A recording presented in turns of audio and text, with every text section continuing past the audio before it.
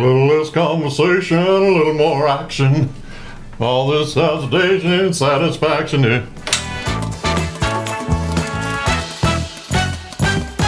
What are we talking about today? Welcome to another episode of What You Watchin'. What you watching? What you watching? What you watching? And we've been home because it's ridiculously hot here in California. Oh my God. We're not used to it. We don't know what to do. Crazy hot. We're staying inside. Like it's in the 95. triple digits. At the beach. Yeah, triple. So we're either sitting in the pool or we're at home, air conditioning, giving ourselves permission to report to you what we're watching.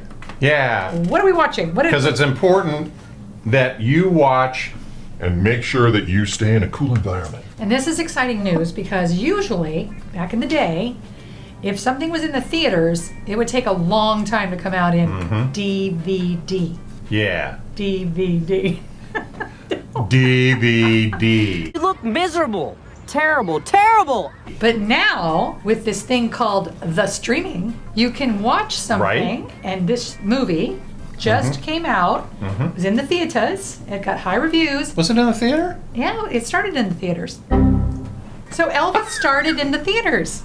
Okay. And now all of a sudden we had to pay for it, but the cost of gas, the cost of popcorn, the cost of jujubes, the cost of Junior Mints, and the cost of Twizzlers, and the cost of 2 movie tickets, we saved by even paying for the streaming at home.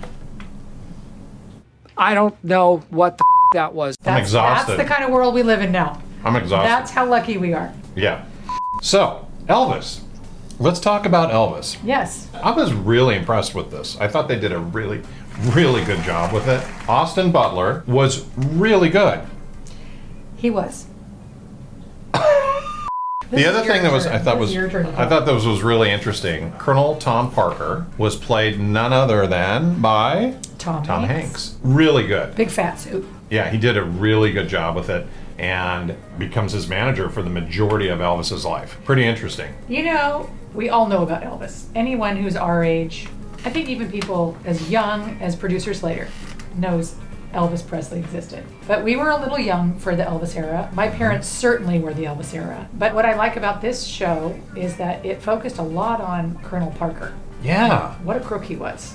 Yeah. You know who he reminded me of? Yes, who? Remember the I don't always go to the Backstreet Boys. You love the Backstreet Boys. No, you do. I do love the Backstreet Boys. Yeah. Kevin? Yeah. I'll tell you a story someday Take your shirt off, Kevin. Stephanie and Kevin. Take your top off. Yeah, I won't even go into that story. Anyway, so yeah. Anyway. So the Backstreet Boys had a manager. They had a manager that basically was kind of the 6th Backstreet Boy, which I thought was fascinating. And Colonel Tom Parker was basically part of Elvis. And I think that he got 50% Elvis was everything he wanted to do, so he got 50% of his earnings. He screwed him over big time. Yeah. It's a little sad. If anybody ever saw the movie Judy with Renee Zellweger, the same thing. I mean, how many stars that had so much talent were taken advantage of by managers, parents? Yep. It's just really sad. It reminded me a lot of Judy. I thought Judy was better. I felt like it's an old story, so how do you bring the old story current? This age group needs flash, flash, flash, flash. You know, everything's got to be quick and visually moving. So I think that's the reason they did it. Older generations are used to a story unfolding and will just be patient with the story. Like when you read a book, you have to like get to know the characters, where nowadays with social media and the YouTube and instant gratification, the streaming and all this, we have instant gratification. Everything has to keep. I mean, we've shown our kids movies before. We're like, oh, you gotta see this movie, Grease. It's so good. Let's sit down and have family night and watch Grease. Forgot what was. We totally forgot. Forgot it was pretty risky. But it was also, we show them old movies that we thought were so great, and they're like, this is boring.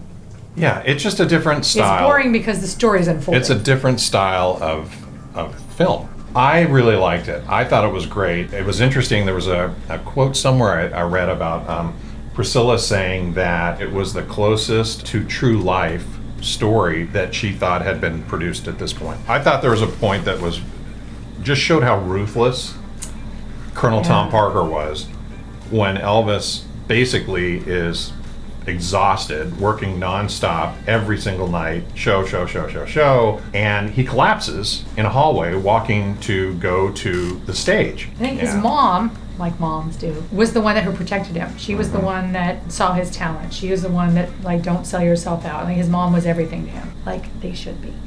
But his dad was super weak. Yeah. And that's a whole nother thing. How many athletes, how many celebrities where their families and their friends, they just like Glom. It's kind of like an entourage. Yeah. They have this tremendous responsibility to take care of all their family members and friends who want a piece of your talent. Until the well is dry. Until the well is dry. And when the well is dry, they're out. Yeah. So I thought that was I just thought it was really interesting. What are you thinking on a lazy boy? Well, you go first because you say that I have my own ideas. I'm going to say a 4.